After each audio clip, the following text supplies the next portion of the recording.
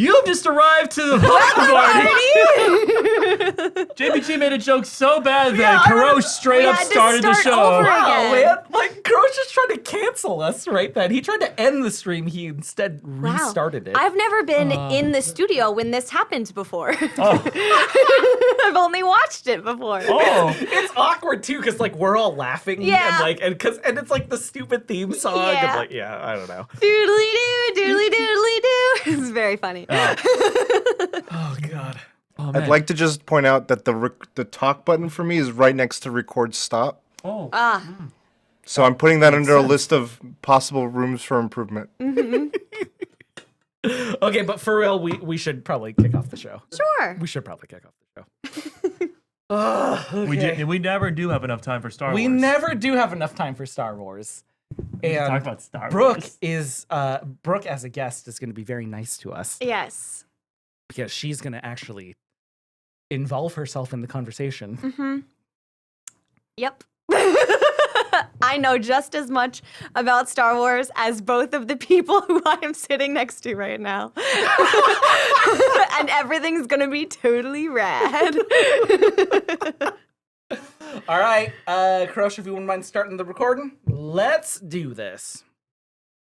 Oh, we did? Oh, okay. We've just been recording. Okay. Well, Cool. welcome. Apparently, been recording. record stop and record do the same thing. Oh. If you aren't recording before. I thought that you. Oh, okay. Never mind. I thought like the buttons were separate anyway. One would We should think. probably start this. You've just arrived at the welcome party, your exclusive invitation to pop culture. We are here to directly combat pop culture gatekeeping, and each week we throw a live stream podcast party matching our fans' most favorite fandoms. And if you didn't catch the latest subject that we're going to be talking about, it's okay. You can always derail the show. You can literally do it so easily.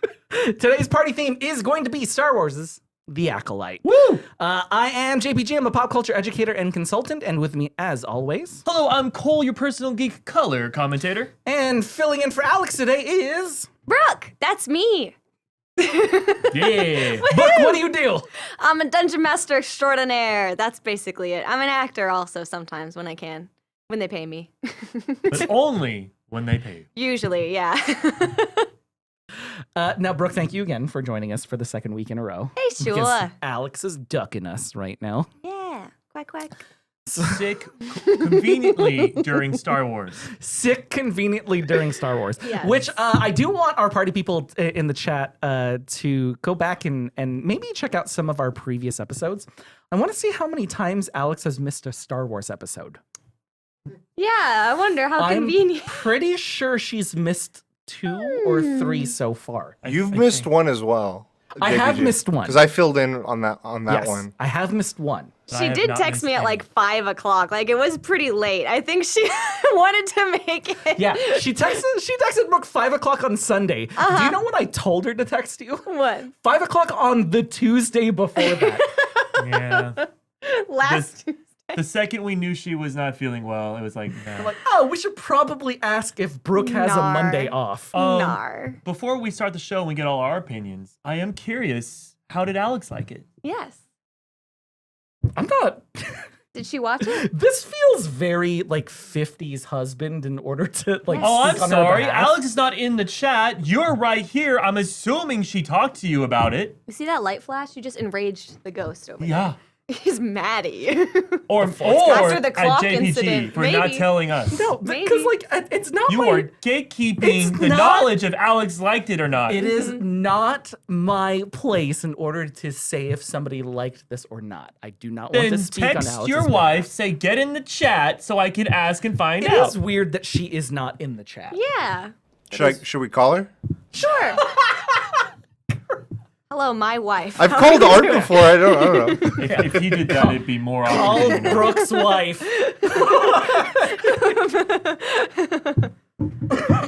All right, so Brooke, the last time, and we got a lot of great feedback about you having so many wonderful notes. I know, I did it. There were like 3 people in the chat who were like, "List, Brooke, do you have a list? List is does it exist this week?" No, I watched the whole show last night. I did not Literally take, last night. I don't think that Brooke many has notes. slept. I did. I just slept in today. That's all. But no, I watched the whole show last night. It's really good. I like it. I didn't take any notes, but it's all up here. Don't worry. Well, Brooke, since you are our guest, Mhm. I would love for you to kick it off. Oh man. We do have a quick take. We do have a quick take already? Let's do that first. Yeah, Arsenal asked, how about that Manny Jacinto? Oh, Manny Jacinto? So we should probably do spoilers now. Spoiler warning. Yeah, there it is. Okay. We are going to be spoiling like literally all 8 episodes of The Acolyte. Manny Jacinto plays Chimere. Chimere. He plays Chimere on in the show. It kind of seems like a at the very beginning, kind of like a bumbling jack of all trades for the bad guys. And the twist in this is Chimere turns out to be the Stranger. And the Stranger is the one swinging around red lightsabers in some of the clips that you've seen. So to me, the twist was so obvious that I was only contemplating if it wasn't him because of how obvious they were making it. But his acting style was so good. Because he played, we all know him from Jason from The Good Place. And we also know him as the background character in Top Gun. Who wastes him like that? Do you not know about this? We know him as that? No, it's just no. Sorry, I had to bring this up because Manny Jacinto, during the press tour for The Acolyte, went on record to say that Tom Cruise cut all of his lines in Top Gun. Oh, thank you. Because I was like, no, he was already famous by Top Gun 2, and he wasn't born for Top Gun 1. So, like, Yeah, Top Gun Maverick. Sorry. okay. Yeah. That threw me. Because he cut all his lines? All Every of them? line. That's Every crazy. line. Jesus. I think Yeah, Jason from The Good Place. So that guy, he's so good in that show. So- He's so good. I he- love Jason. he can flip being a bumbling idiot to being scary and maniacal so well. And I cannot wait till we go deeper into the villain role of like the mannerisms and all that stuff that he did in the show. Mhm, But the performance was amazing in the flip. Oh, so good. What about you? Oh, geez. I thought all the performances in this were pretty strong. I felt pretty happy about casting. Well, the quick takes But about Manny Jacinto. I don't know what else to say really. I feel like, geez, I don't know. Okay, I got this. Yeah. He's so handsome. Yeah. Okay. We can Like, he talk is about so that. stupid handsome. He really is. Like it's not. It makes me uncomfortable. Yeah. Like, how well, you handsome know he was jacked because we saw him in the Good Place. You Yeah. go, oh my god. You're like, Yeah. wait a minute. Yeah. Him, Is him this and allowed? Chidi jacked. Yeah. Oh, the Chidi was the most confusing. Chidi was very confusing. When he took off the shirt when he was super depressed and he put on like the pink shirt, Mm-hmm. I just was staring, going, "How does he hide it? yeah, it's illegal. Yeah, It's illegal.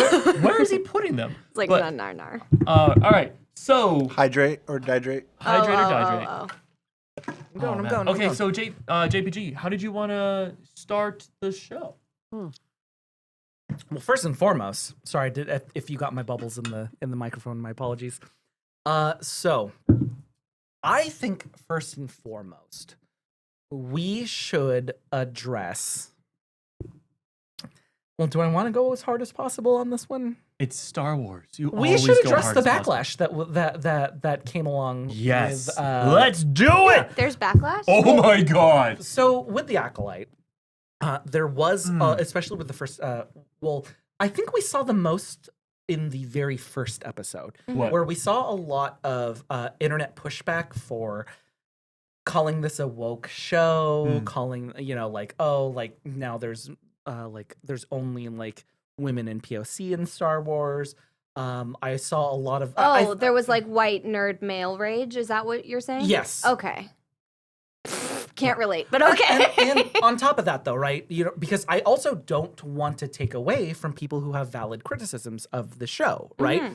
Because what happens a lot is that if you have a valid criticism, it easily falls into the okay, well, I kind of think you're racist when you say that. So we are going to be approaching this in good faith, right? I want to approach this in a way where if we do have valid criticisms, we are going to be talking about it. But I also want to approach the information the other way as well, where if it's not a valid criticism, I would like to call it out. Yeah, absolutely. So one of the big ones that I saw and I think it's because the algorithm knows that I'm like a 30-something leftist Asian kid, is that the big complaint is like, why are there two Asian main characters in this? Why are there Well, two? Because it's. I'm not we even have- no, exaggerating. we have two different algorithms. Why is a very silly way to I'm phrase not even that. exaggerating. That I doesn't saw make like any 7 or 8 posts that are just like, You're- I don't understand why they have to be Asian. The, Like, the what? They don't algorithm have was to be targeting you. anything. Wait, What? I didn't Yeah, see the any of algorithm that. is obviously targeting Yeah. me. Yes, yeah.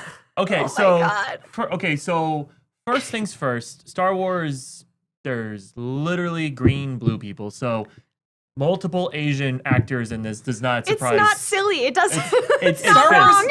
Star Wars is better with more people. That's all I'm I saying. did. I did have one complaint though about Soul. Oh no. And it was Too hot. No. Hold on. Stick with me here. Because the actor had to learn, like Lee Jung-jae. How do I say Lee it? Jung-jae. Lee Jung-jae had to learn English for this. He's Oh, wanted to be in wow. Star Wars so bad. He learned a language to be in it. And yet people are mad at him. Well, no. So this is my complaint. You are in a world where they're speaking Treewook. You have them speaking like Oh, robot. I see. Why does he have to learn English? Why did he have to learn Common? Why couldn't he just speak his native language No, and that's put valid. subtitles? That's valid. Yeah, that's true. I think it was okay. So first and foremost, right? At the advent of Squid Game, this is when he was reached out to Right. for the role. And he was straight up like, I want to do this, but I don't know English. Mm-hmm. And Disney's like, oh, okay, we'll just give you like an interpreter. And he's like, no, I want to learn English. Can you help me do that? Oh, Okay. he chose If it's English. his idea, then that's fine. Yeah, so like Oh. I want to say that I watched an interview where he's like, no, I used this opportunity to learn English. Mm-hmm. Okay. Now, then when he went and said that, there was then a bunch of backlash for the red carpet because he had a translator with him. And people were like, well, if Disney paid for you to learn English, why do you need a translator? Because it's easier.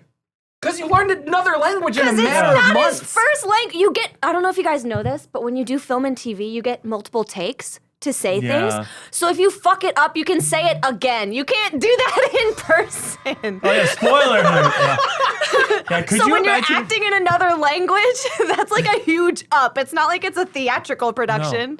Knowing which word to put emphasis on, knowing which words to linger on. What? Like it's just it's not easy. No. And that's why I wish it would have just been in his native language. If he did that amazing performance speaking in a language, I can only imagine what he would have done if he could just be free to be another person. For sure. But okay, so that That's was really good, though. Um, It would have been really cool to just see like Korean with subtitles. Yeah. That would have been really cool. It's fine. to speak his native language. Okay, so that was what you saw. Yes. For Hate. I saw something completely different. for Hate. Please. So the big thing that I saw. I'm sorry, but before you get into this, Were people mad about the gay thing? Because that's gonna piss me off. Gay thing. About them having two moms. No. I Who didn't were, see like, too much of obviously- that, to Really? be honest. Okay, but I'm that's also not good. part of the No, algorithm. the If I'm you sorry. have more than one, like thing that like you saw people get mad at, Uh-huh. can we go through them? Oh yeah, Yeah. I have a, Yeah, like, can we I go know through I it? have a list. Okay. Yeah, let's do it. Okay, Cole so has a list. Cole has a list, everyone. I've been sitting on this for so long and no one to talk to. Okay, let's do it. Because so one of the first things was the fact that it was the witches. It has nothing to do with them being lesbians. Trash. But the fact that the witches looked like a terrible Shakespearean company on tour trying to tell a Star Wars story. That's what a lot of them were saying. Oh, I disagree. I disagree. Jedis are witches. They're just a different Well, coven okay, of so witch. they changed the lore really fast. So witches in Clone Wars, it seemed like they had mystical powers. It was never confirmed it was the Force until this episode. Sure. Whoa, but okay, here's the thing, right? The witches that we are used to, right? Yeah. The vast majority of them in the Star Wars mythos that we are used to From in the new Dathomir. canon are Dathomirian witches or Night Sisters. Are Right? these different? Yes. I thought these were I thought it was like the same Okay, knights. so I didn't think that the subtext was that hard to jump into, and I'm not saying this to be rude. If this was not something that we had realized as a collective chat, like please don't worry about this. This comes from my background. I shared last week that I was studying to be a priest for a little bit, so I was in Yes. seminary. Okay, so you have a religion, right? And then that religion has similar ideals with other religions. Yes. Right? Mm-hmm. And then those religions will have offshoots because they disagree with, say, for example, sacred texts or the way to interpret the accessible ideas and powers that they have. Right? Something. So Sarah said something nice in the chat, so I blew her a little Aw. kiss. I'm just facing this way and it's not to see. I'm So multitasking. now we have Jedi, we have Dathomirian, we have Night Sisters, we have witches, Mm-hmm. and then this can be considered an offshoot of whatever else, right? Because if you have a proven power in the universe and you were going to base a faith around it, Mhm. the galaxy is too big in order to have, in order to not have similar ideas in each religion, and it's too big to not have differing ideas in each religion. Well, Right? Are you ready to piss off a lot of people? Let's do it. This goes into what Luke was saying in The Last Jedi. Which, sorry. Do you feel that to believe the Force belongs to either the Sith or the Jedi is, I forget the exact quote, but it's ridiculous. Yes. Because it's there whether we live or die. Yes. It's not going anywhere. So with you saying like it's different connections and different ways to understand it, JPG, like it's spot on. Yeah. Mm-hmm. All No, right, I so- think absolutely. It's we're calling them witches and we're calling them this, that, and the third. And it's like all of this is a label, all of this is language that we're using to just understand that they are a different type of user of whatever you want to call it, force, pulling a thread, whatever, it's all the same. It's just like different ways of harnessing this mystical space power that people are, like have been using Yeah. for The benefit of this galaxy Mm-hmm. is that there is we have a proven scientific thing out there that we cannot explain, Right. right? But we understand where it works. Mm-hmm. We might not understand how it works, but different faiths will dive into their interpretation of how How to it works harness for it. them and how they harness it, right? Mhm. We need to see more stuff like this. Like, why isn't there an offshoot of the Jedi, for example, that we're not experiencing at this point, Mm-hmm. right? And this is the High Republic, right? This is this show specifically is about 100 years before Episode 1, correct? And then Well, it's a little less. and then where the books start in the High Republic is 100 years before this show. So the books are 100 years before this show, but then this show takes place because it's 100 years before the Battle of Yavin. So it's like a little less. It's like than- a little bit more It's like or maybe less like than closer to 100. 80? Yeah, something but like that, right? Yeah. okay, so Brooke, the next thing that people got pissed about, Yes. Pointy Head guy that was like on the Jedi Council and he had like a dark goatee.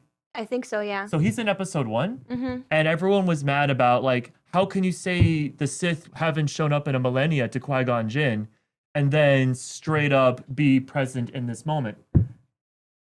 But it's not, is it the same, is it the same character? It's the same character. Oh, okay. I didn't realize it was the same character. I thought it was just the same species. Wait, which one are we talking about? I'm sorry, I was trying to catch up on the Bald chat. pony head guy.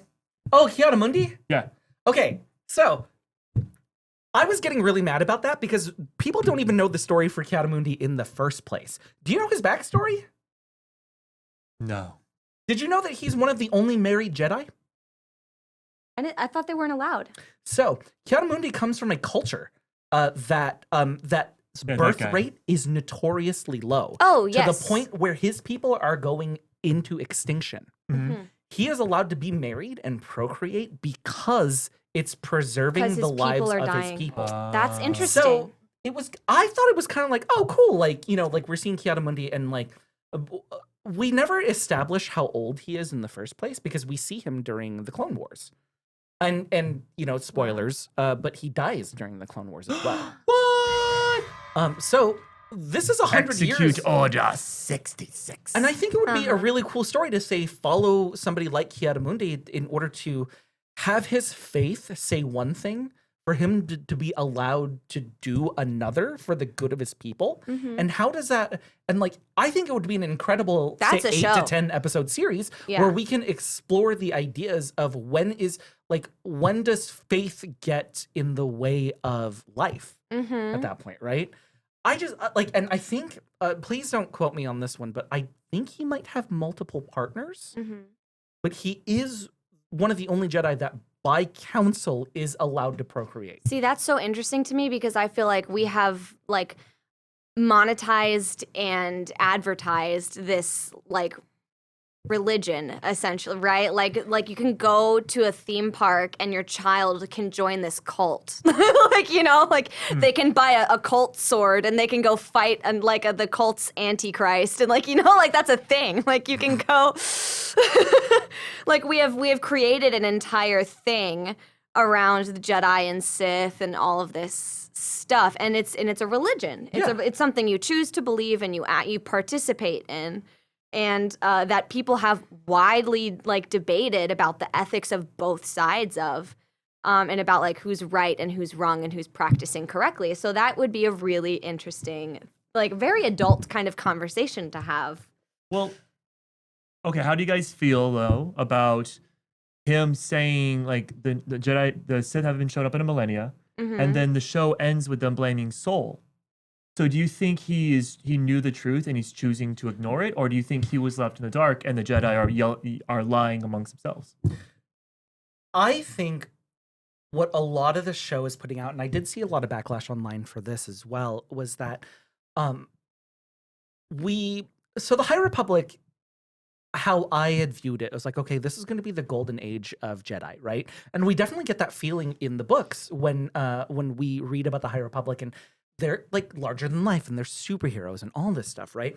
And now we're getting to the point where the Acolyte is telling the story of this goes from shining beacon in the universe to this is when people start questioning them. Yes, Mhm. yes. And so for me, right, blaming Soul was the only choice that Vernestra thought she had. Hmm. Because the whole point is she is a religious leader trying to hold on to the power that the Jedi have always had. Now, are there good Jedi out there that are all pure and great? Yeah, I'm sure there are.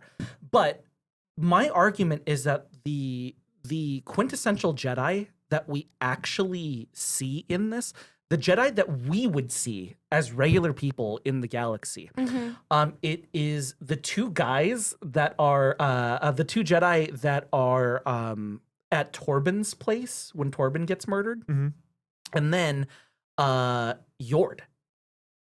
Right, those are the Jedi that we will always get. Like a little bit self-aggrandizing, a little bit mightier than thou at this point. Like those are the Jedi that we would see as regular people. Oh yeah, when Yord first came on screen, I was like, this is a very like typical Jedi move, and I also thought that like he was gonna have a turning evil arc because of the way that Yes. he treated Yeah. that one guy. Oh. And then the way he kept pulling out his lightsaber at every moment. I was like, oh, he's itching to prove something, and like I don't know, like the way that he like used the Force to threaten someone after like literally like 2 seconds of a conversation and getting a no. I was like, okay, so your first thought is to use the Force to get what you want instead of to, you know, negotiate with people. I was like, that's really wild. Oh, Gracier, thank you for the correction in the chat as well, too. There was a distinction made between marriage and procreating. So Jedi are allowed to procreate, but marriage would build an emotional attachment. Oh, interesting. Yeah. Sorry. So with me, right? Like my big thing that I come out of this is something that I think a lot of Star Wars texts has tried to tell us, especially the sequel trilogy, is that the way that the Jedi operate is essentially wrong. Yeah, it's inherently corrupt. Yeah. And so for me, right, our favorite Jedi in the mythos, I would argue are not real Jedi. They are heretics to the Jedi cause. The rogue Jedis. I wouldn't say rogue, right? Because Don't defy the council, master. Not again. That's No. a rogue. I would say, so I think there's a difference between a rogue and a heretic. Okay. Go. Well, because rogues are choosing to do things like for their own choices and own gain, as Okay. opposed to heretics are specifically turning their backs to the teachings that they are already given. Like a rogue is like I would describe a rogue as having a more centralized or like like a more like self-focused Mhm. choice as opposed to a heretic. They're fighting against the establishment itself. See, for me is a rogue goes against what the average, like the rule Island- follower would be. Yes and no. It can be selfish. Yeah. I'm not taking that away at all. I'm definitely not disagreeing about that. But it just, like, to me, with Qui-Gon, especially being trained by Count Dooku, like, just but the even then, right? arguing. Dooku definitely becomes a Sith. Yes, He holds those beliefs even before he becomes a Sith. yes. So Qui-Gon, I would argue that Qui-Gon was never a Jedi. What would you say he is? I think he's a dude who hangs out with the Jedi. You just like, he has the Force, he has a lightsaber, Yeah. he has the look, but he is not a Jedi. Yeah. I would 100%, like, you know, the whole The like longest the con joke- ever. Yeah, no, it's not that he's conning them. That would make him a rogue. He's definitely a heretic. He learned the stuff and is turning his back on it because he has built a new belief system by learning this. Yeah. Oh my god. Okay. So going to Yord really fast because I hated him. What? Did you He hate? grew on me. He does get taken out rough. though. Yeah, gets that taken was out rough. rough. He It was gets taken- sudden. He gets taken out rough. It's not even like a cool, honorable death, too. He just snapped that fucker's No, neck. That it- was crazy. God. Okay, so up until I was gonna ask if JPG hated the fact that he had a yellow saber, but that episode where they all died. Well, here's the thing.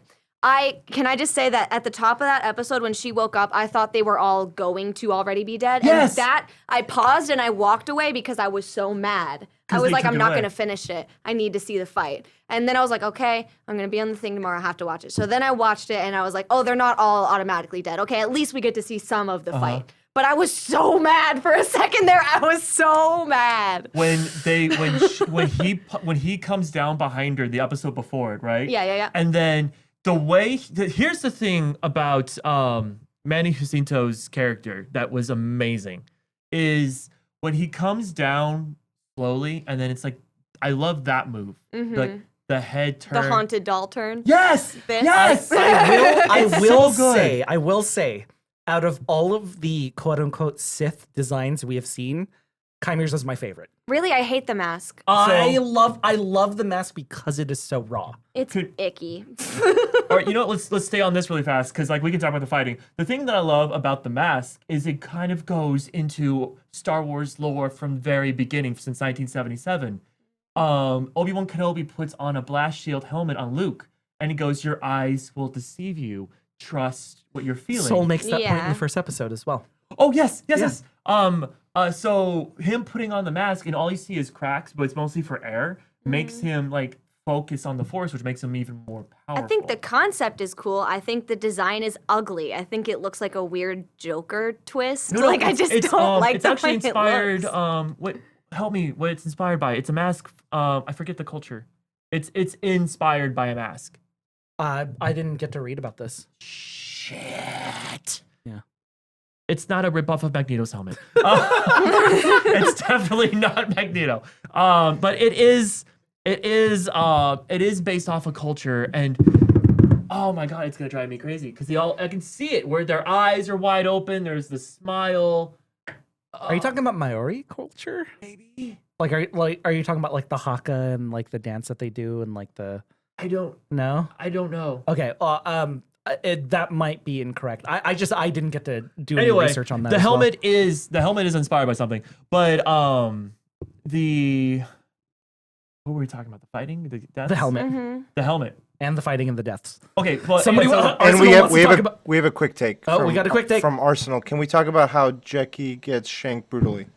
That's one with the 3. yes. Yeah, that was really okay. terrible. Okay. The thing That that, was awful. shocked me was the wig Yeah. because it makes it look more violent. Mm-hmm. So first and foremost, Jackie, played by Daphne Keene. If you are familiar with that name, she also played X-23 Yeah. in Logan. Oh. And so great stunt artist. I love her work on screen. Mhm. I thought she was incredible in this. For the behind the scenes photos, I- she's actually using the lightsaber that way. It was one of those times where I felt like a fan and not a critic, right? Watching her, I felt like a fan and not a critic because when she dies, I was legitimately upset. Oh, I- me too. It was brutal. Brutal's a great the- word for it. The writing and the editing, the directing choices, not really the editing, but the directing choices and the writing, they did an amazing job in this series because they knew what strings to make you connect to people from other things. Mm-hmm. Because when she pulled out that other saber, what did you think? You Ahsoka. you get that sense, right? Like it's like it's the visual communication of get connected to this character, right? And then they pull also- the rug out from you. Well, because I thought she was gonna get betrayed by Yord. When she's like, "Oh, Yord," I was like, "Okay," because I thought he was gonna be a villain as well. So when she treated her like shit, I'm like, "Okay, she's gonna die," but because he gets stabbed in the back. So when they're fighting, especially when she's fighting him and she's Soul's apprentice, I thought she was protected by plot. I thought she had plot armor. I thought she was gonna get stabbed and then be okay, like everyone else except Qui-Gon Jinn. So like I was expecting that. But when, especially with the moment where the saber turns back on and they both look at it and then she smiles, I went, shit, she's gonna live. But when she runs, she gives into anger. Yeah. And then she runs. It's the and second then, she does, yeah. Then you just see the, because he was playing with her the entire time. And then the, Oh, I loved that design as well too. But I think that's my favorite saber design at this point. okay, Yeah. that would be something you would love. It's very Assassin's Creed. I love it. I loved that saber design. I would 100% buy that saber for sure. But going back to when he first arrives and then he flicks her. I love the flick Oh, me too. because it was It's the so, most like- badass flicked her and then the ultimate force push where then It's we all giving- thought, yeah. Right? Like it's that energy of like, this is nothing. This is fine. JBG, how did you feel about the fighting? A lot of people had a lot of So issues with clean. it. I love it. I would say that it was above average. I think that there were a lot of people that were complaining about it in a way that doesn't hold a lot of weight. I've talked about this multiple times about talking about Star Wars, but I talk about the literal weight of striking. Yes. Right? There's an action and the reaction whenever you strike something, right? And there needs to be a weight on there in order to show the audience visually that this is strenuous, right? I would say that for the absolute most part, the fights gave that push and pull.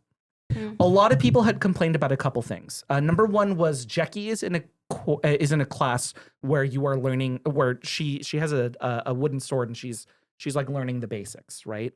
And then she gets to fight with double sabers and all that stuff, and people are like, "Oh, that's super unrealistic. She's a Padawan." Like, no, it's not unrealistic, because if you've ever trained any martial art ever, one of the very first things and one of the very last things that you do in practice is you practice your basics. Bruce Lee easily says, like, I think the quote for Bruce Lee was like, I don't fear the man who's done 10,000 kicks once. I fear the man who's done one kick 10,000 times. Uh-huh. Right? And so to me, it shows it's a reinforcement and how she takes training seriously.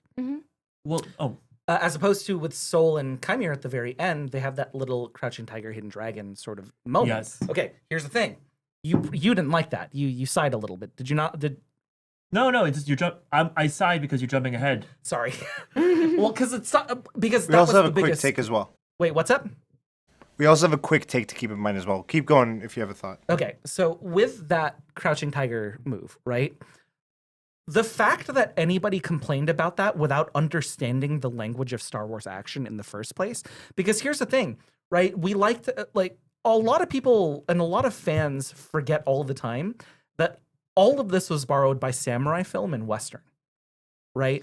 And, Oh, yeah. and Westerns It's a space western. at the very and here's the thing, I always have a problem when people say that, because Westerns were built off of samurai films. Yeah, Yeah. absolutely. And so for me, right, to then connect it to another Asian culture Mhm. and then to add that, like, I think it honors our backgrounds and I think it adds another layer, right? Because now an Eastern audience gets another piece for them.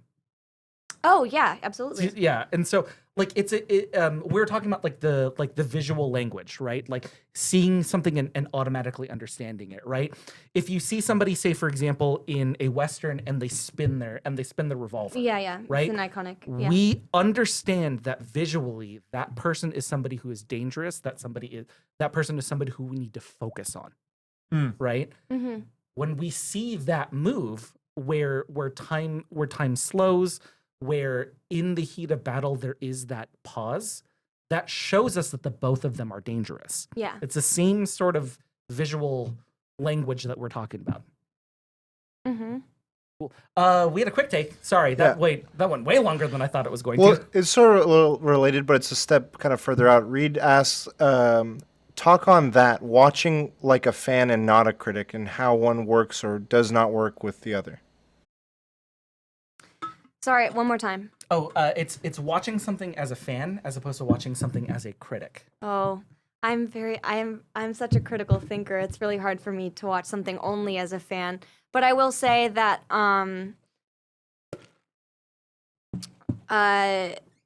there are certain things where it's hard not to watch as a fan, right? Like there are certain like series of like Star Wars is one of those, Indiana Jones is one of those. It's hard to go in and not and like completely all the Avengers films. You go in and you're going in as a fan, right? So I do think it's about being like consciously choosing to enjoy something and like not think about. For me, it's a conscious choice, to like turn your brain off for a second and just choose to enjoy something. Yeah, it's I love that. I love that framing. For me, it's the conscious choice to enjoy in the moment and think about it later. Yeah. Instead of being critical about it now and then hoping to find enjoyment. Mm-hmm. Right? Like as a critic, I think I'm going into this, okay, like I want to make sure that I am taking these mental notes as to the things that are happening, as opposed to I think my best example of this is Star Wars Episode 7, right? I remember the years that they had announced it. I remember the night it came out. I remember just getting to sit there and it feeling so familiar, right? And I think as a critic going in, right, I would have been like, oh yeah, Episode 7 mirrors a lot of what Episode 4 does. But then as a fan, I was like, oh, cool, Han Solo. Or there's like a buddy scene inside of a TIE fighter. That's really cool. And so getting to make that choice to enjoy it in the moment and think about it later, I think that's the fan version of this. Yeah, I think too, like give yourself permission to enjoy both. Give yourself the permission to intellectually be like, damn, this is a well choreographed fight. And then also to watch something and just be like, that's sick. Like you can like both feelings can exist simultaneously and that's okay. For sure. Cole, thoughts, feelings? We did that at the same time. I'm really proud of you. No, like, Do you not hear that a lot? I'm really proud of you. It's not frequently. Like I'm an actor. You remember that part, yeah, right? You made a mental note. I saw you make the mental note when I said that. I'm gonna think about that later. Someone's proud of me. Cole, go for it. I'm sorry. the fuck? No, like, I'm the opposite. I can watch things as a fan way easier than I can watch things as a critic. Oh, really? Yeah, I always have to go back envy that. and watch. I envy that. I really do. No, it honestly for me, it becomes to why I'm going. I'm going there for the story. I'm going there for the enjoyment. Then when I go back, I can be like, oh no, that did suck. Yeah. Oh, yeah, no, that did not go well. Or my favorite recently is that did not age well. But yeah, no, I've always been able to just enjoy the project and then go back and catch the little things. Polymorph in the chat. Cole has two speeds: vibe and hot takes. Yeah. We also have another quick take. Oh my goodness. Hey, Crush. By the way, thank you for staying on top of this. By the way, also, if you see just any interesting conversations, and chat, if you can help us out with this as well, because I think we're all very excited to talk about this. So it's also a little bit hard for us to keep up with the chat. So if you just want to put, hey, quick take, and then just address something that you want us to talk about, I think that might be a little bit easier for us today. But go for it, Crush. So Arsenal says some folks don't like the way Jedi were presented as taking children away from their homes, as if they're stealing children. Is there a nugget of truth in there, or is it an unfair portrayal? I think the first one. I think there is a nugget of truth in there. Yeah. Having that little, like, it's Soul is the character's name, right? Yeah. So yes. Yeah, having him give that whole speech to Osha, young Osha, about like he was 4. I'm sorry, a 4-year-old doesn't have that level of agency. He did not choose anything. He's 4. Like, as someone who works with kids developmentally, he didn't know what was going on. Like, It's easier to that's not a brainwash thing. when they're babies. Absolutely. The First Order is considered monsters because they steal children to make them stormtroopers. The Jedi are literally doing the same thing. Yeah, I 100% agree. Right? I think there is I think there is an extreme guilt that only religion can put on you in order to have the Jedi exist the way that they do. Right. I'm sorry. And so like I say this because if you are a parent with a force sensitive child, right? And then a Jedi comes and like, look, this kid passed all the tests. For no money on your part, they will get one of the best educations in the entire galaxy, will live in one of the nicest places in the entire galaxy, will have access to food, clean water, all of the physical care that you can think of, but you're never going to see them again. Every parent is going to say yes every time, right? Because like and I say that as an exaggeration, of course, because not every parent is going to say this, but there is religion playing on a parent's need to provide for their children. Well, we're also forgetting the fact that the parent doesn't have the Force. The kid does. So when the Jedi go like, oh, hey, the parent's going to be like, oh my God, those mystical warriors, these superheroes are coming and say, my kid will also be it. So of course they're also going to willingly hand over. What I was hoping was that Kymir was going to be someone who didn't want to go, whose parents didn't want to let him go. And I thought he was going to be Soul's brother. Speaking of Soul, Zachman says, I predict Soul will be back next season as a Force ghost. Thoughts? I don't want that. Maybe. I don't. No, Yeah. they're taking away everything that Obi-Wan Kenobi did to learn how to become a Force ghost. Well, and then on And top, Qui-Gon as and well. Qui-Gon, right? Because I think canonically it's Qui-Gon that figures it out first. Well, Qui-Gon figures it out, but then he doesn't create a body until Obi-Wan Kenobi. Wait. It is Qui-Gon first then. Yeah, it is Qui-Gon first. Because it's just the episodes came out so much later. But Qui-Gon's the first one.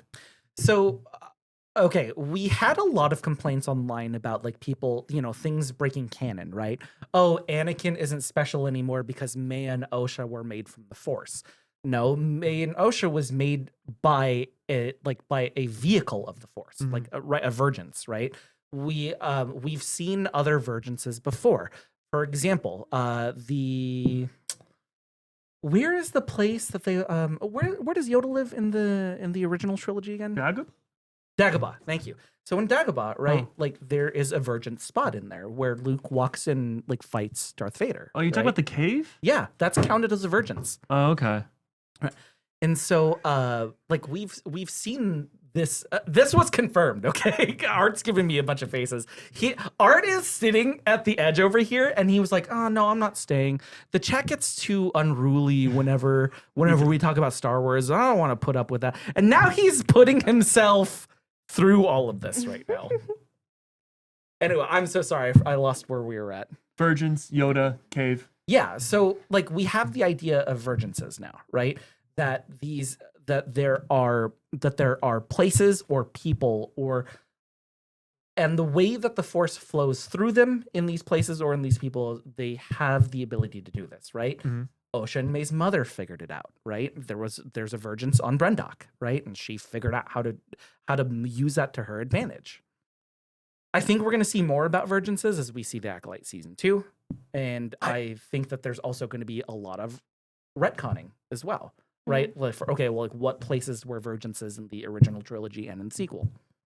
The thing that everyone needs to remember when it comes to retconning is Star Wars said anything that's not a film or a cartoon series is not canon. And then all the books post Force Awakens count, but everything pre doesn't.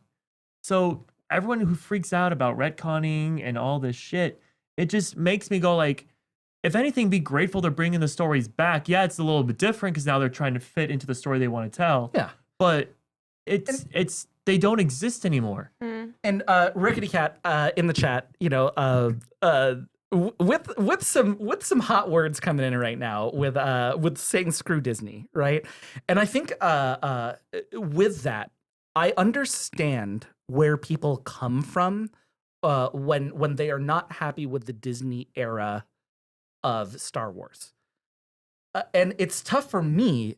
As somebody who loves it, I think just as much as everybody else does in the chat, it's tough for me because I really appreciate a lot of the things that Disney did.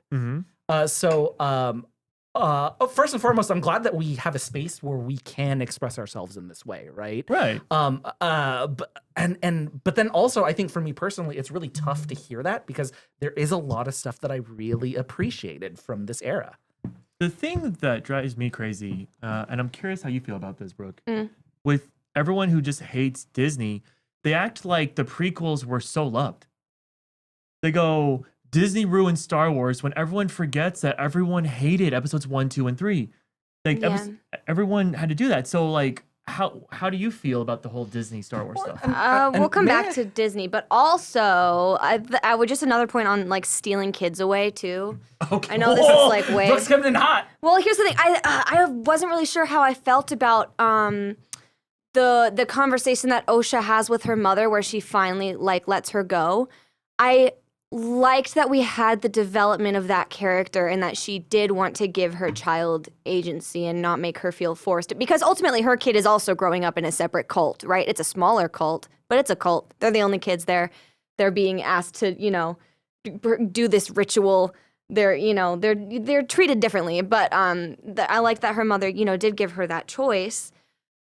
But I think that she was also kind of right in saying that, Osha's so young when she makes that decision to like, she just doesn't know. And I just think that it's like a bit like the whole concept of like younglings and of like you get to a certain age and you can't learn any new skills. It's like, well, is it harder when you get older? Yes. Is it impossible? I feel like this rule makes it very strange. It like feels very like preying on. Yeah, because Jedi are using religion as a cudgel. Yeah, it's really freaky. I had something, and then we have a quick take as well. Go for it. Just a question for myself too. Would you think if their approach was different, besides the kidnapping thing, if it was more akin to like an X-Men where they approach families like Xavier does? Do you have any like thoughts on? Maybe. I mean, here's the thing: the cutting off contact is what makes it a cult for me. If you're allowed to leave at any time and go visit your family, and if your family's allowed to come to you, that's not a cult. That's you going and training. That's school. Like that's fine. I would compare. But it's not that. I would compare the Jedi to the Green Lantern Corps. Sure. Right, like the Green Lantern Corps are able to like they go, and this is like the difference between like military and religion. Right, where with the Corps, right, they understand that their will comes from first and foremost their homes, right? It comes from how they were grown, how their families interacted with them as well, right? And they understand and appreciate the connection that you have with home, right? Now, of course, they place you in different sectors. Not a lot of Green Lanterns are lucky enough to be in their home sector, right? And so, but then they also have the ability, and we've seen this in Green Lantern Corps comics as well. I love that there's this one comic where the mom hangs. The mom of a Green Lantern hangs the Green Lantern flag outside of her home, and she's like super proud of them, like for being part of the Corps and stuff. We have those moments, right? As opposed to the Jedi, right? I think you're hitting the nail on the head here because I think through all of the text that we have ever gotten from new canon, from Legends, whatever, that if you are a Jedi and you break the rules of the Jedi, you are ultimately right and ultimately the hero or protagonist of the story. Right. And I think that I think we should we as a collective like group who loves Star Wars should be reading more into that that every person with a lightsaber who can use the Force has broken Jedi tenet in a way that makes makes people safer and happier in the universe. Okay, so we the have- Disney thing. 1, 2, and 3 are bad films. Oh my god! They're bad. They're bad, and I hate them. There are good performances. There are some scenes that are enjoyable. There are some iconic saber fights. I'll give them that and that only. The views of Brooke don't reflect the views of JPG or Cole. That's fine. Episodes 1, 2, and 3 are bottom 3 for me. I don't like them. 7. Okay, 7 is in my opinion of the new movies. 7 is the bestest. 8 and 9 are not. Good movies. There are a few scenes in there. Obviously you've got incredible actors. You can't put Harrison Ford in a film and have it be bad. Like it's gonna be good. Like and like a lot of the people in those films are really excellent performers. And so. I just think that it was a writing problem, and I think that here's the thing: Disney was able to give Star Wars more recognition and a higher budget, which is awesome. What they didn't give Star Wars was anything that Disney buys. They're gonna have more money now. Lucasfilm was not worrying about money when they made the prequels. No, I'm sure they weren't. But what I'm getting at is, it's just I don't know. They're a multi-billion-dollar corporation. They have cash to spare, and so it just basically, it made Disney more money as well, obviously. But yeah, I don't know. It just those are I think things that helped with those films, but I don't think that it was worth the trade ultimately because we're monopolizing. They own so many different things now that. But I don't know. On the other hand, there are things that are nice about Disney owning Star Wars. I feel like you Having the parks and that kind of stuff, being allowed to be immersed into that world is like something. There's not going to be like a separate Lucasfilms park, When you said that, Cole and I were like, "Are you trying to convince yourself in the moment right now?" A when little you're bit. saying- A Okay. little bit. Cole, you had a hot take where you said that 1, 2, and 3 are your least favorite out Yes. of this out of the films. We're talking about films, not any of the cartoons or any of the Correct. other new canon media. of right? of the films, 1, 2, and 3 are at the bottom. Okay. For me, right, I didn't enjoy episodes 1 through 3 when I first saw them. I think going back and with the context that places like Clone Wars give us or anything like that, I think I have a better appreciation That's not for it. fair because it took another show for you to care about characters. No, I'm just saying where I'm at now. okay. Right? Yeah, I'm not saying that would fix every issue, and I'm not saying that I love it. I'm saying that I have a deeper appreciation for it because they got the time, like 20 years, to expand on it, right? As opposed to the sequel trilogy, I've gone on multiple shows in order to defend Episode 8.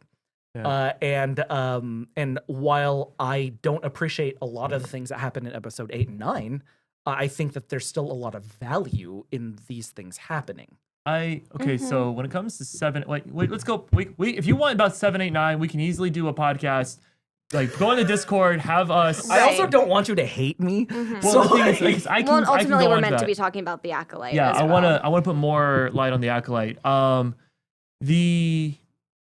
What time is it? Oh Jesus. Okay. It's 8:40. We got 2 quick takes lined up. Okay. Okay, let me say this before we do the quick takes. I'm Okay. gonna grab a soda really quick. Did you guys want anything? I'm good No, I'm at okay. this point. I'm still listening. Don't worry. Okay, so the bleeding of the Kyber crystal is something that has been debated about among Star Wars fans for so long because no one knew what was canon anymore.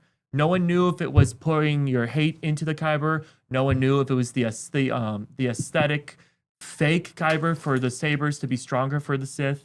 No, everyone kept debating because of old knowledge and new knowledge, and it was kind of mixed. So them putting it on film for the first time was so cool because just seeing her rage doing it and then the blade turning red, I absolutely love that.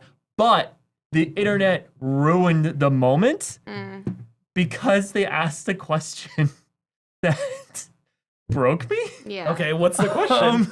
They're like, so she's choking Soul and is so angry about the betrayal, and she's finally committing her Sith, or she's giving into the dark side fully, and her kyber crystal bleeds red.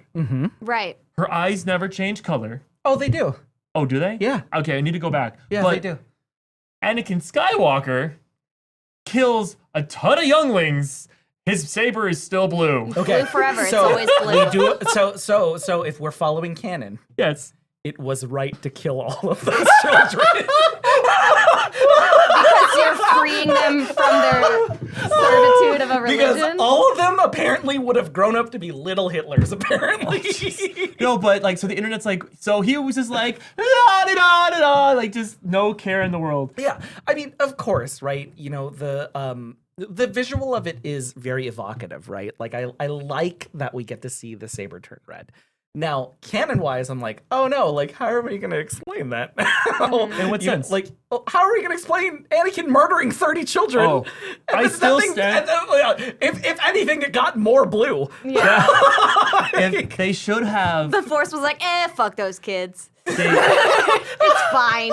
We'll Jo- get more. We'll find trick some more more. parents into this. Hayden, Yeah. Anakin Skywalker's saber should have turned red the second he became Darth Vader. Oh God!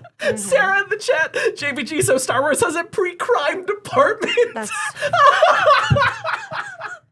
Oh Like, God! fuck them kids. Yeah, Michael Jordan knew first. That's why he always played on the Bulls, because Yep. it was red. So, all right. Let's hear these quick takes. Quick take one, Arsenal for JVG. This is from Evitable Fate in the Discord. But can you discuss the evolution of history into myth as existing, rising, falling, and competing political and cultural forces manipulate, reinterpret, and weaponize it for their own advantages? I think that's a deep question. And The use of story to manipulate the wider population. Is that what we're talking about? Oh, I think it's more like I think there's a lot of parts of this question. And I think the most succinct way that I can answer all of those questions at the same time is that we have to understand that as a story, Star Wars is a circular myth, Right. right? And Star Wars also Star Wars has not broken away from the hero's journey at all. Right? And so we have seen in other media like interesting ways in order to play with the hero's journey. But with Star Wars, it's to the point where it's kind of like the oh gosh, what's that animal?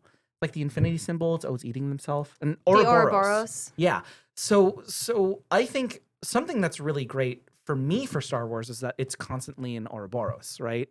And I think we want to make that point because as a galaxy, I think one of the big points in Star Wars is like nobody's really ever learning from their mistakes. Which is why, with the I think they announced that they were making a movie with Daisy Ridley again, right? Like they're making a Rey film. Yeah. And to see that, right? Because whatever that film is, it has to break out of the Ouroboros at Right. this point. At some like point. there's no point in making a film like this unless we break those tropes. But do you think they will?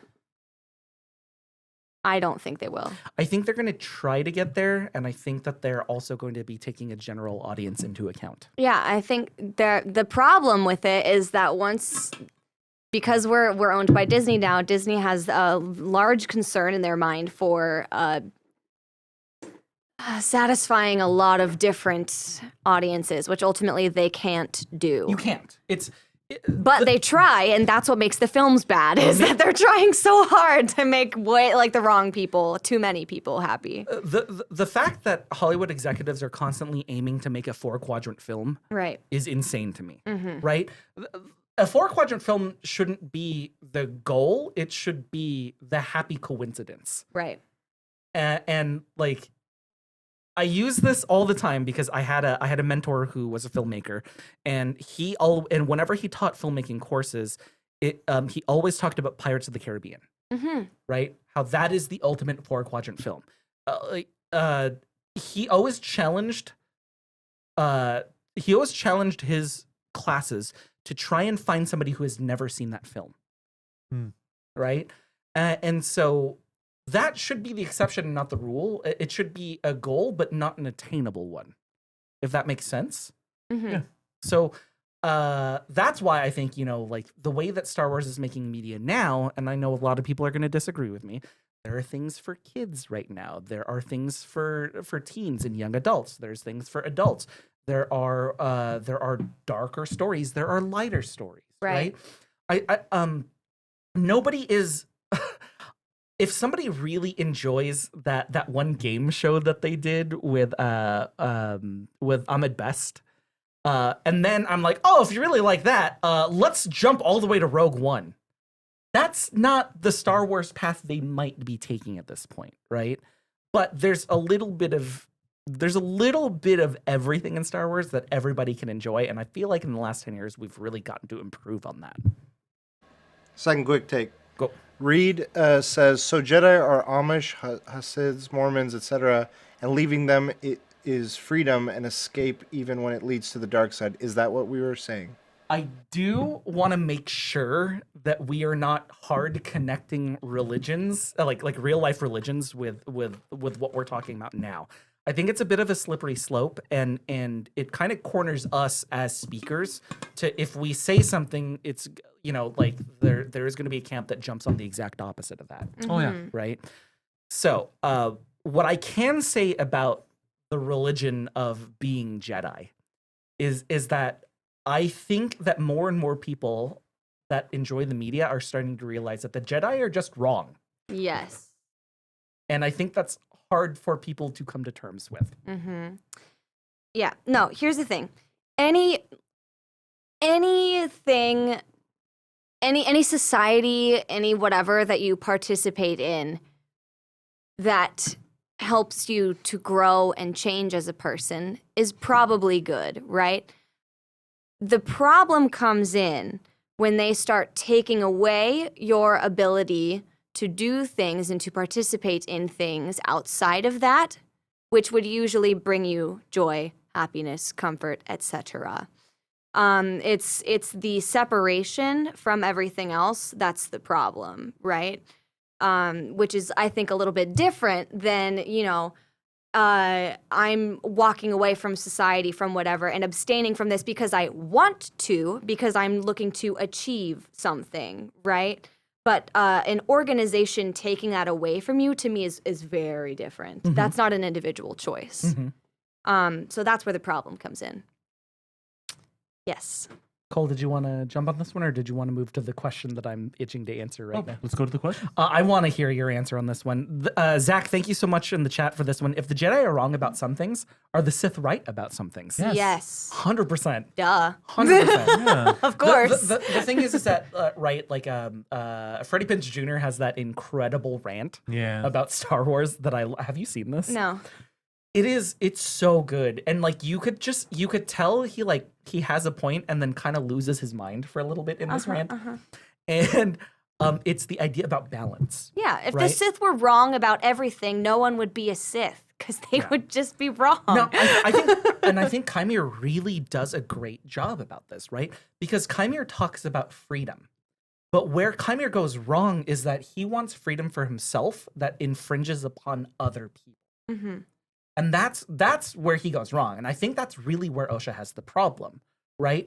If he wanted to just live his own life and it was not affecting anybody else, and he practiced his quote unquote faith in the way that he wanted to without infringing on others, I think he'd be right, right? I also think that the focusing too much on anger and hate is poison. It's not productive. Yeah, and I think but we also have that hard side of it, right? Where the light side constantly focuses on no attachment.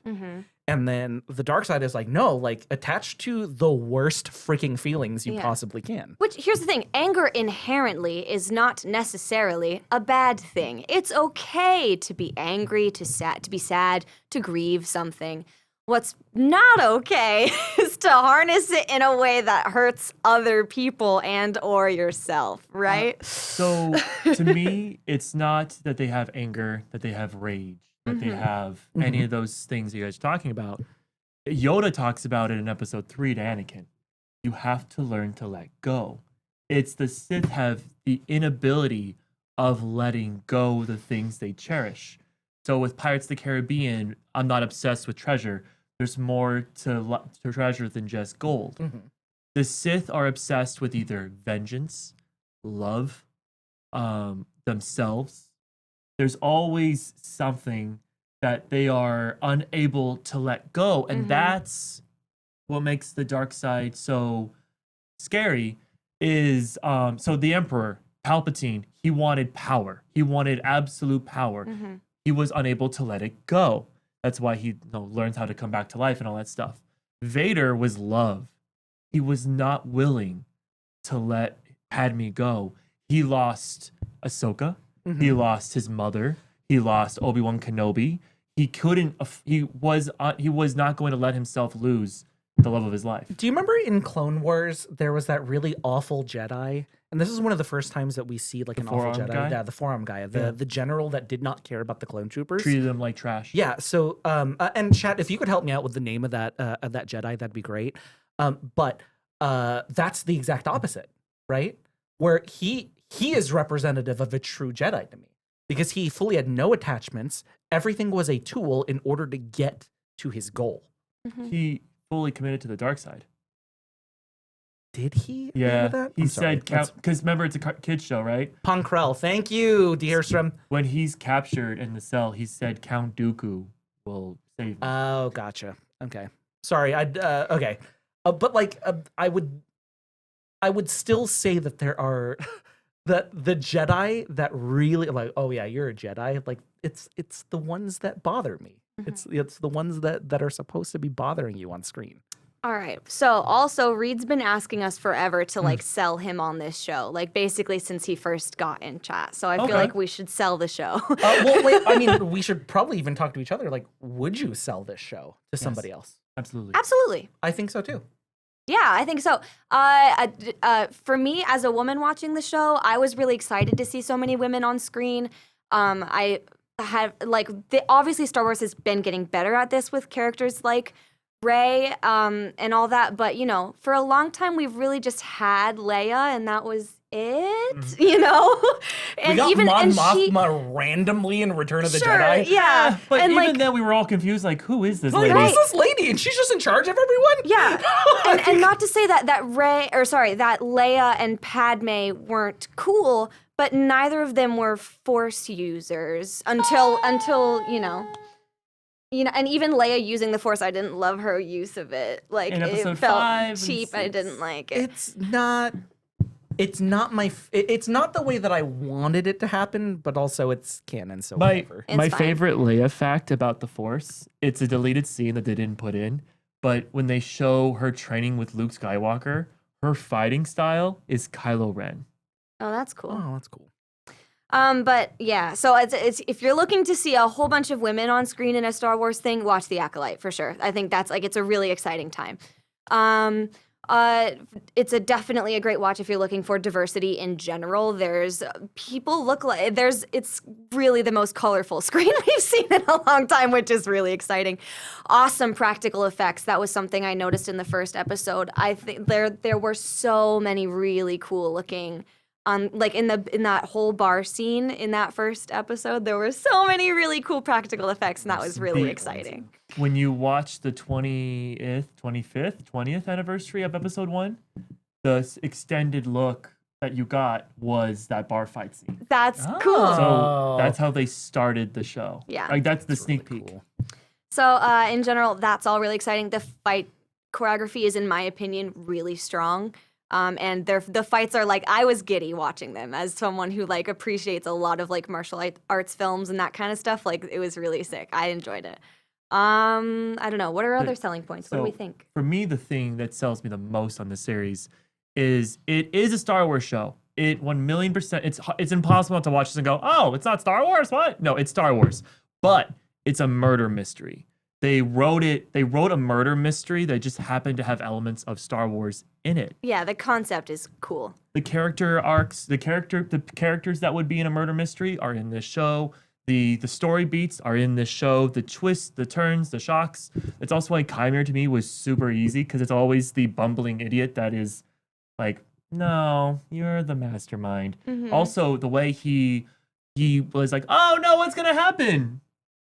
he's gonna love you. I'm like, what the? Where did that come from? Yeah. But yeah, no, it's honestly, it is so like what Brooke said with the lightsaber fights. Oh god, the episode 3 is an apology to Star Wars fans because episode 2 was so bad, and this is better than the Hayden Christensen Obi-Wan Kenobi fight.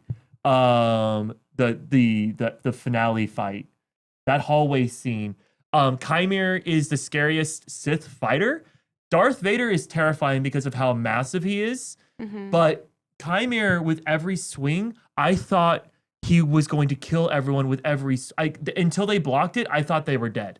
He aggressively swings. He is so scary. He is so pinpoint in fighting. He's fast Ah, too, which is like I feel like you don't often get big, smart, and fast in the same enemy. You usually get like one of those or maybe two. It's like the you pick two. rarely get Yeah. three. Yeah, it's like the triangle in pick 2. You rarely get all three, and so it's really cool he's to not see it. that big, but he was definitely like lanky. He's big enough to be imposing. Yeah. He's buff. So that's what. Yeah. But it's not like Skull from Ahsoka, where you knew he was scary because he was so in control. This guy was swinging for the fences, and I was like, because it was so in control, like you were saying, with so speed that I was terrified. Yeah. We got a quick take from I'm Just a Rose. I'm curious as to what Cole thinks about the end scene of The Acolyte, and does Oh, it feel yeah. like a comparison to Anakin's story in any way? Are we when you ask about the end scene, do you mean like The character that is like referred to in episode 3? that's not the end scene? Is not. Are you okay. talking about Yoda? Or the that, end or scene. that maybe. Okay. So the Yoda is the end scene. There is the them holding hands at the end.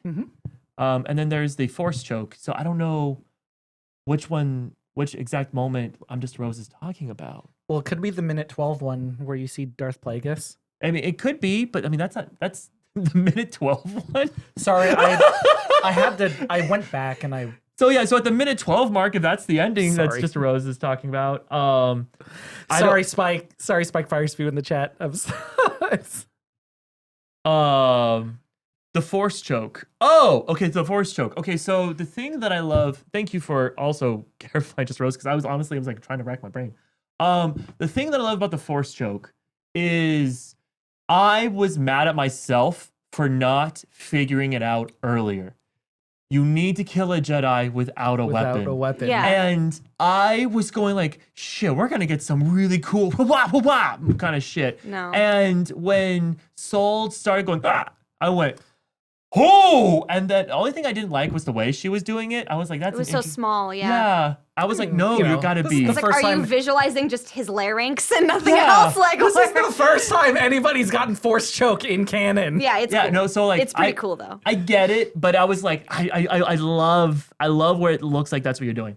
But it was so brilliant in its delivery. And it doesn't break any of the fandom with the force choking. And then what was the thing about Anakin? What was the question, Karosh? Did it feel like it? And does made it feel you like a comparison to Anakin's story in any way? Oh, 1,000,000%. Anakin really gives into the dark side when he force chokes Padme. That in that moment he was lost to the dark side.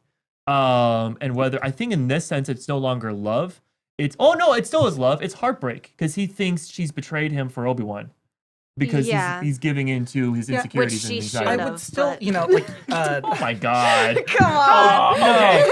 He has Okay. one love, If- and she died in his arms. But it's No. you and McGregor. Yeah. No, exactly. No. My point. No, Padme. If Obi-Wan and Padme got together, because there was a It's rough and it's coarse and gets all over everything.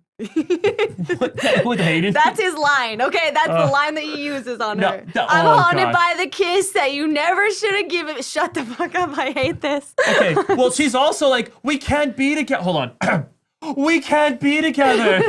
Boobs out. Like, I just, there's a fireplace. Oh, yeah. Oh, that's No. crazy. Like, no, she knew what she was doing. So it's literally the scene from Sandlot. Like, she doesn't know. She doesn't she know. knows She knows exactly. exactly. Yeah. Wendy Peppercorn? She Sorry. looks like an angel. I'm like, I hate it all so much. The prequels would have been better if Anakin was an adult or at least Padme's age in episode 1. moving Yep. forward. This is why I personally think if we can just make all of the films again, but put them in animated form, Oh. just let me have that, and you can do more cool things and just have the same voice actors. And all that. Arsenal points out an interesting statistic about today's The Welcome Party. This episode might take the record for staying on topic the longest. It's been for over an hour and 15 minutes. That's because we got Brooke and Cole's lists today. We just got to start making lists. What? I was gonna say last week with the list we stayed on topic. I think the whole episode. Wait, is Alex the problem? Yes. I don't think she's the problem. I think she doesn't she doesn't run the conversation as much. Like she just kind of sits back and lets you guys be like bananas, but I don't think she's bananas. I think she don't just know. lets it happen around her. We haven't tried jumping ship the last 2 weeks. Okay, my favorite moment. I'm curious what favorite fighting moment you guys had. But my favorite fighting moment, it has to be Soul at the end, the final episode, where Chimere does the cool throw, and charge. And then Soul, instead of trying to deflect, and fight, puts a saber down and then force pushes everyone away. Yeah, that's and cool. then pulls the saber out. And then I forget the pose. It is the stunt actor, not the stunt actor, the stunt choreographer went on social media for Star Wars and told them the exact pose and the reason he wanted to do that. And it is just, it makes Soul so cool. And I literally gasped when I saw that. But what were your guys' favorite moments? Or is it the shanking though? I like cleverness in fights. I liked the ending of the bar fight. Okay. I loved that. I think it Oh. I think it reflects so much about that character. Shink. I love it. And then she has to just choose. It's clever. It's scary. It shows like how brutal. Like she didn't care if that knife actually hit that guy or not, because she goes and like thinks about finishing the job. She only draws the line because of the kid, right? So like she endangers this civilian to get to her goal, right? Because she knows her enemy well, also, because she knows that this Jedi is not going to let that happen. Well, I feel bad for that Jedi. She didn't want to do it. Yeah. She was like straight up like, leave the witches alone. Let them live. And then she's Yeah. the first to die. It's a sick fight though. They both look really badass in that fight. I also like the clever ending of the fight against the first fight against Soul, where she force smashes the ground and the dust goes up. I love clever moves in a fight. I love seeing that from a character. So anything like that is always gonna get me excited. The thing that I love most about Soul that's subtle is ever since he stabbed the mom, every lightsaber fight since, he always pulls his saber out the last second. Except for the final battle where he straight up was like, I'm gonna murder this guy. Yeah. But what was your favorite moment, JBG? So I love the, I love the. Okay, this is gonna be hard to explain. The moment that I you love saw? this. I love the symbolism in fighting. Right? Yes. Yeah. There. I think there is. I've gone on record to say this multiple times on this show, but there is an art to violence. And so I think my favorite was Chimere's fight with the Jedi. Oh, it is a good one. And so, but there is an escalation, right? But I also think that there is this gave me a little bit less of that feeling. But do you remember at the end of Rogue One when Vader turns on his lightsaber and then everybody screams in the audience Yeah. because Yeah, it's yeah. terrifying as hell? Like for me, Chimere does it in a way that it's an escalation process of you need to understand, yeah, okay, I'm going to take him seriously, but there's 7 Jedi against him, right? And then it escalates and it escalates further. And then he has something to always be a step ahead. And I love I love the language of, I am ready for you, you are not ready for me. And heroes do this in fights all the time. Villains do this in fights all the time. The overestimating. One of my favorite. So in Western media, one of my favorite examples of this is the ending of Die Hard. Because at the end of Die Hard, everybody thinks that John McClane is screwed, and he literally duct taped a gun to his back, right? And nobody expects it because he has been because everything has been against him this entire time. And the one time that he is able to use his resources, he's able to use them in order to benefit himself, right? Right. And so that language of art into violence, I love. So I think too. There's a lot of there's a bunch of different cultures around swordcraft and the way that you carry your sword and the way that you posture with it. But the one that I know the most about is going to be early modern England because of Shakespeare. But essentially, what I kind of like about this is how many times they mention the Jedi only draws his saber if he's willing to kill. That concept was actually very common for basically any man who had a certain amount of money probably carried a sword with him in early modern England. And there was a very specific escalation process of just laying your hand on your blade, or like just opening your jacket to reveal that you were armed, then putting your hand on the blade, then going to draw it with like your actual blade hand, then you take it out, then the fight starts. Like there's so many points of escalation before actually anyone would freak out. And on top of that, fun fact, this is actually why buttons are set up in the way that they are on certain formal clothing, because of where your sword is. Yeah. Okay.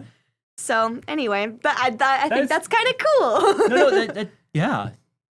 And it's interesting too. I think if you think of it that way, how many Jedi walk around with their robes concealing their weapons, and then there are a number of Jedi in these episodes specifically where they do reveal the weapon first, then their weapon hand goes over, then they take it out, then they turn it on. There's like 4 points of escalation. And so it's really cool. And you can see even throughout a scene just revealing the weapon, and then maybe they remove their hand again because that was enough. The threat of violence was enough to like end the potential for a fight. So lots of really interesting stuff there. Well, to piggyback off that, who do you guys think is the villain of the show? You have to pick, don't give me a creed. Got to give me an individual person who you would put the title of villain of the show or antagonist. We'll go with more antagonist. likely than not, they're making it Plagueis. I'm sorry, I meant of the Acolyte season 1. Oh. Not like who you think is the mastermind controlling everything. Okay, wait. And are we distinguishing between villain and antagonist? Which is what we're gonna do. Antagonist. Who do you think is the antagonist of this? Not who is the evil trying to conquer the world, but who is to be blamed for everything going wrong and who you say this person is the reason this is all bad. Okay. Because this can go any direction. There's plenty of The people. antagonist, I think, is clearly Chimere, because he is stopping the group from attaining their goals. I think the villain is Vernestra, Okay. Mm-hmm. because ultimately she uses the death of good people Uh-huh. in order to further her own goals. Right. So I thought you were going to say she was the antagonist. No, because with the protagonist, they're working towards a goal. With the antagonist, they are working directly opposite of that goal, Mhm. right? So we're talking Soul and Chimera at this point, right? Or we could even make the argument of Osha and May at one point. During I the think series, Osha and May are right? definitely the protagonists. So I would say though that if I'm calling Chimera the antagonist, Vernestra is the villain. Okay. Vernestra does something truly villainous. Mm. Well, I don't okay. know if May's a protagonist. Really? Even though she ends in all white. Yeah, I don't know if I buy it. I think there's a couple things that we do with her character, especially when she's younger, like the holding of the little butterfly-looking creature, and then her sister having to say, "Let it go." Like, there's so many things that she does that it feels like she's. I don't know if she's gonna be good or not. I feel like she's always gonna have that like kind of Well, who bit is of anyone? psychopathy. Is anyone ever truly good? I don't know, but I that's don't the think point- she's gonna be a protagonist. I just think that's the point we are constantly making with Star Wars. We're always so concerned about good and evil that the general audience tends to miss that the characters that you love are the ones that are mixed, the ones that are not intriguing, the ones that are complicated, Mm-hmm. right? That's the point I want to make, right? the whole light side, dark side, Jedi, Sith, whatever, like we keep talking about the absolutes, and like I just think we need to focus on the idea that it's whoever is complicated are the ones that are our heroes. Right. The thing that I love the most about this show is what I told you was true from a certain point of view. It's the Obi-Wan Kenobi quote from Return of the Jedi. When Luke's like, why didn't you tell me Darth Vader's my father? And he's like, you said he killed my father. And he's like, well, he did. Yeah. Darth Vader betrayed and murdered the idea of your father. So what I told you was true from a certain point of view. This show, to me, Soul is the bad guy. Soul is the antagonist. Soul was told to leave the girls alone. Soul was told to let them choose on their own. He wanted a Padawan so badly. That's true. He literally, and he lied to her. He killed her mom. He lied to her. She couldn't get over things. She dropped out of being a Jedi because she couldn't get over her anger towards her sister when it was actually him. Okay, in my opinion, I think the only truly villainous thing that he does is he lies to Osha about everything. Yeah. I think that's For the 15 years? I think that's the only villainous thing that we can call him out And for. he keeps it a secret. And then when he has time to tell, that's he only that's becomes all part of lying to her, dude. No, but he's about Jesus. anytime he's about to tell the truth is when they was like, oh, I can get out of this without people finding out, he made a different choice. When he found out it was May, he turned off comms, and then while she's bound goes with his hand by her head in a very villainous way, we need to talk. I think with me, right? I think Soul has lived with a lie for so long, he doesn't know how to live without it. Yeah. Right? And I think that there were a lot of factors when it came to it. I don't know if he was acting selfishly, right? I don't know if I want to. You don't know. I don't know if I would put selfish as the qualifier on this. What would you qualify it then? I would say that with Soul, okay, so I think everything is good intentions, bad motive, right? Or bad mode. If Selfish. that makes sense. I Yeah, don't he know has if I good would- intentions. He's saving the girls from a cult. He's giving them a better life. I feel like that gets into a very hard argument of is anything truly altruistic? Well, the thing, And that's where I have the trouble. I'm gonna say this, and it's gonna come out, and I'm ready for you to rip me a new one. Okay? If he was white, you would have lost your fucking mind I don't because you would have had white savior. No, okay. So What is the difference between white savior and what he did of giving them a better life? He's essentially the colonist who sees the Native Americans and going, "No, they live like savages. I can give them a better life." is Luke the Give them antagonist education." in episode 8? Huh? Is Luke the antagonist in episode 8? Absolutely.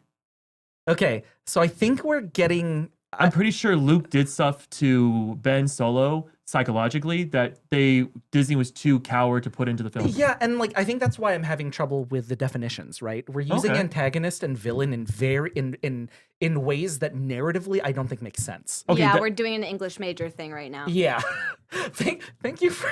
No, that's correct. Yeah. Yes, because an antagonist and a protagonist, you're talking about narratively specifically. You're not talking about morality. You're talking about the narrative is from the protagonist's point of view. So even if they are a morally corrupt protagonist, they are the main character. They're who's the story about, right? The antagonist is the person who's against them, even if it's like, whatever. And I think Soul is forced into a lot of situations that.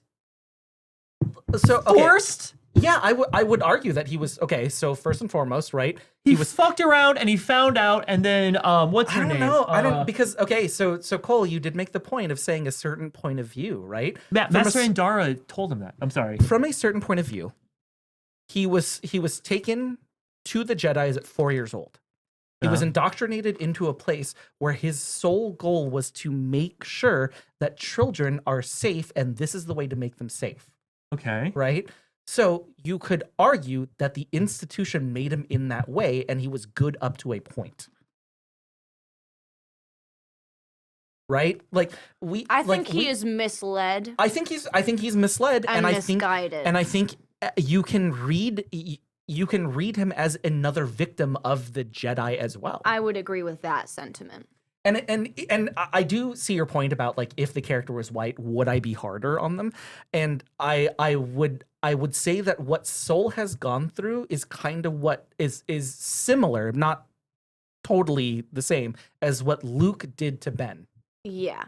So, like, from the thing that drives me crazy about Ben Solo, and that it feels like it gets lost in narrative, is the more scene. Everyone loves to make fun of it, of like all the blaster fire and then shooting at Luke and him saying more, the fist, more. Oh. Yeah, everyone makes fun of that scene. Wait. When Luke goes to face the First Order by himself. And Oh yeah, and it's like the salt. Like, Yeah. okay. Yeah, so Okay. when they shoot all of it and then Luke comes out and he dusts off and everyone kind of makes fun of that moment. But the subtle underlying of Ben or Kylo Ren at this point saying more and the way he's looking in the fist, there is trauma there. There is a lot of unresolved issues. And it all comes down to Luke. Luke failed him. Luke and Han Solo were most likely so hard on Ben because they probably expected him to be the next big hero. They expected him to take up the mantle. And since he is clearly the artsy kid who probably just wanted to live a normal life, Yeah. but they forced that on him. But I would also say in that particular scenario, Luke was forced into a position where he had to train a family member. He made a mistake and he had to and he was not honest about the mistake. Well, that goes into one of my favorite Star Wars facts, which I don't know if it is canon or if it's just a trope that every writer gets lost into. But every first Padawan of a master goes evil. Interesting. Yeah, and I think we see that because with the focus that we have, right? Like it's not possible for us as an audience to follow every Jedi, every Padawan, all Correct. that stuff. We are kind of just seeing the trope happen A as lot. it keeps. Yeah. Yeah, because like Qui-Gon's goes evil, But Obi-Wan's goes evil. Once again, to my point though, right? Like it's whatever the Jedi are teaching you how to teach, Is wrong. it's wrong. Yeah. Like it's wrong, dude. It's just wrong. I think they're all victims of being under a corrupt system that just ultimately fails them. yeah. And, We should definitely end the show now. Wow, this was the most on topic that we've ever been on. thanks for hanging. Thank you so much to everybody. Thank you, everybody, for and also I would have to say in the chat, thank you so much for people who are watching us live right now on Twitch. Everybody was very respectful and they had some really great questions today. Thank you so much for that. We went down a Kermit rabbit hole for a while there. If us making lists beforehand and then y'all making lists beforehand, like if that's helping the show, I've been really enjoying this. So thank you so much for everybody putting that much effort into Alex is into our gonna show. hate I it. like lists too. Alex is gonna hate us next time, right? Hey, so Alex, welcome back to the show. We do homework. The fuck? And then She's So- not going to love it. That being said, if you think anything you saw tonight was worth at least $1, please consider joining Perception Studios Patreon with the tier starting at least $1 a month. The higher tiers get you some exciting benefits. This helps us with the show, and this helps us with the studio in general. This gets us better lights, cameras, it helps us pay rent. Lets us rant about Star Wars more because this was a rant today. not only do you have to read, but You have to read too. Rickety cat. Boom. Roasted. Oh, that's good. Bye. Oh God. Oh, that's so funny. Please consider joining our Patreon once again. I think. And then Reed, thank you for dropping the Discord in the chat as well. If you want to hang out with us, if there are things that we didn't answer tonight, please hit us up in the Discord. You can always tag us as well. We would love to answer questions, keep this conversation moving forward. Oh God, the quick take, Fadior. What's Alex's opinion on lists? Anything she has to read, she's gonna like. That's one thing I can say because at the beginning of this, you tried to trap me into saying how Alex felt about the Acolyte. Because I want to know. I can say this: Alex hates readings, so she's not gonna like lists. That's cool. So if y'all want to punish her the next time, make as many lists as you want. Yeah, ask in her to chat. make a list. Yeah, ask her to make a list, right? All right. So next week we are going to be off. This is the week between Comic-Con ending and Gen Con beginning. So we're going to be off the next week. And then the week after that, we're coming back with Deadpool and Wolverine. So that's going to be, I think it's August 5th. That's August 5th that we're going to be talking I about that. Good don't in. know how I'm not going to get spoiled. Mm-hmm. Yeah, there's no way. I'm going to get spoiled regardless. So our because panel, I'm seeing it Monday. our panel's Thursday night, and then we have a panel Friday day.